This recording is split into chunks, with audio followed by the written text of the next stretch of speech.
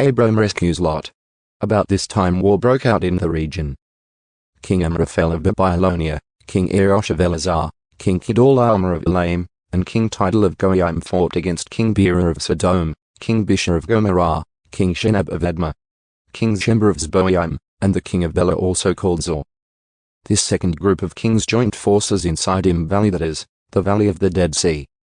For 12 years they had been subject to King Kedorlaomer, but in the 13th year they rebelled against him.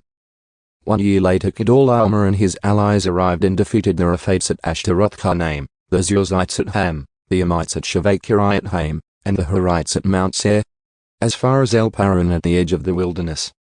Then they turned back and came to Amishpat, now called Kadesh, and conquered all the territory of the Amalekites, and also the Amorites living in Hezaz and Tamar.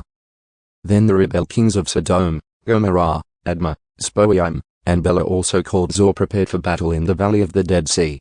They fought against King Kedorlaomer of Elam, King Tidal of Goyim, King Amraphel of Babylonia, and King Erosh of Elazar, 4 kings against 5. As it happened, the Valley of the Dead Sea was filled with tar pits. And as the army of the kings of Sodom and Gomorrah fled, some fell into the tar pits, while the rest escaped into the mountains. The victorious invaders then plundered Sodom and Gomorrah and headed for home, taking with them all the spoils of war and the food supplies. They also captured Lot, Abram's nephew who lived in Sodom, and carried off everything he owned. But one of Lot's men escaped and reported everything to Abram the Hebrew, who was living near the oak grove belonging to Mamre the Amorite.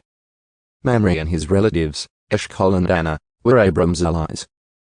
When Abram heard that his nephew Lot had been captured, he mobilized the 318 trained men who had been born into his household.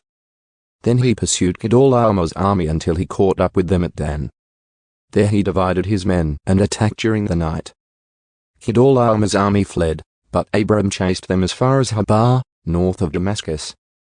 Abram recovered all the goods that had been taken, and he brought back his nephew Lot with his possessions and all the women and other captives. Melchizedek blesses Abram. After Abram returned from his victory over Kedorlaomer and all his allies, the king of Sodom went out to meet him in the valley of Shaveh, that is, the king's valley.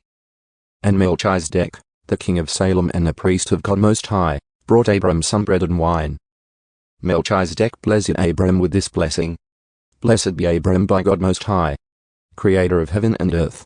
And blessed be God Most High, who has defeated your enemies for you. Then Abram gave Melchizedek 1/10 of all the goods he had recovered. The king of Sodom said to Abram, "Give back my people who were captured. But you may keep for yourself all the goods you have recovered." Abram replied to the king of Sodom, "I solemnly swear to the Lord, God Most High, Creator of heaven and earth, that I will not take so much as a single thread or sandal thong from what belongs to you. Otherwise you might say, I am the one who made Abram rich. I will accept only what my young warriors have already eaten, and I request that you give a fair share of the goods to my allies, Anna, Eshcol, and Mamre."